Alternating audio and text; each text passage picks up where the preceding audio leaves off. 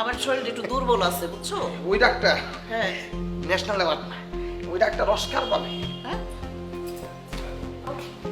আরে মঞ্জু, জি। কোথায় থাকো? আমি মেহমান, তোমাদেরকে মানে তোমার বাড়িতে আসছি, আমাকে কই খেজমত করবা, খাওয়া দাওয়া দিবা, তোমাদের তো কোনো খবরই নাই। না আসলে হ্যাঁ হ্যাঁ তাই তো। আপনি কি খাবেন বলেন, আমি এখনই নিয়ে আসতেছি। তুমি এখন বলছো?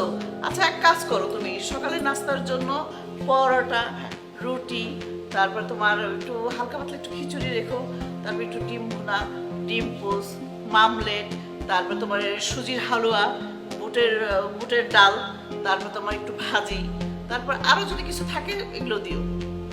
আরো হ্যাঁ হ্যাঁ, আচ্ছা দুপুরে কি খাবেন?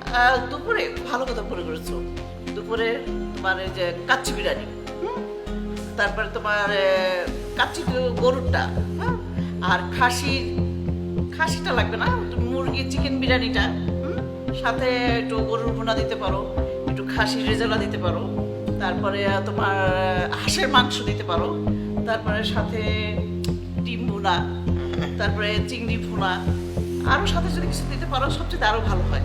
আরো হ্যাঁ তো রাতে তো কিছু খাবেন না? আরে কি বলে ছেলেটা, রাতে খাবো না মানে? রাতে খাওয়ারই তো আসো। আর সন্ধ্যার সময় কি কি দিবা, এটা একটু শুনে নাও। সন্ধ্যার সময় তুমি আমাকে মনে করো একটু ফিরনি, তারপরে তো একটু সেমাই ভুনা, তারপর তোমার একটু যদি কিছু মানে একটু চিকেন ফ্রাই ট্রাই দিতে পারো, তার সাথে মনে করো একটু কফি, দুধ কফি, তারপর তোমার একটু চা, একটু মজা করে এলাচ টেলাচ দিয়ে বানাই দিবা, তার সাথে একটু জুস দিয়ে দিবা, এগুলো দিলেই হবে মোটামুটি। কোনো সমস্যা নেই। রাতে কি খাবেন? রাত্রে রাত্রে এক কাজ করো, ভাত করো, দুপুরে যেহেতু বিরিয়ানি খেয়েছি তো এখন রাত্রে ভাত হলে ভালো হবে। ভাতের সাথে তুমি কি কি করবা শোনো, তোমার শিং মাছ, দেশি, তারপরে কই মাছ, তারপরে তোমার ইলিশ ছোটটা না কিন্তু একটু বড় টাইপের ইলিশ নিয়ে, যে ডিমওয়ালা, হ্যাঁ, ডিমটা একটু ভেজা দিবা, আর তোমার মাছটা একটু যে তোমার সর্ষা ইলিশ করে না, সর্ষা ইলিশটা তার সাথে একটু ভেজা টেজা দিবা। আর তোমার আরো কি কি এটার সাথে দিলে ভালো হয় বলো তো, ইয়া কোয়েল না কি জানি বলে, কোয়েল পাখির ভুনাটা দিতে পারবো সাথে? অবশ্যই কোয়েল সুদ্ধা দিয়ে দিব আমি আপনারে। আচ্ছা তাহলে তো ভালোই হয়, যাক এগুলো দিলেই হবে মোটামুটি। আচ্ছা আপনি যে কয়দিন থাকবেন ওই কয়দিনই তো খাবেন, কোনো সমস্যা না।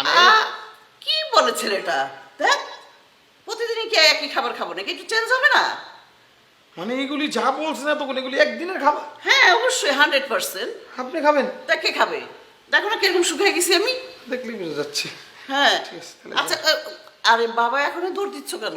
তুমি আমাকে এখন একটু হালকা পাতলা একটু জুস টুস কি কি আছে, ফল ফ্রুট ফ্রিজে আছে হ্যাঁ? এই যে হ্যাঁ। আনার আছে, মালটা আছে, আপেল আছে, কমলা আছে, আঙ্গুর আছে।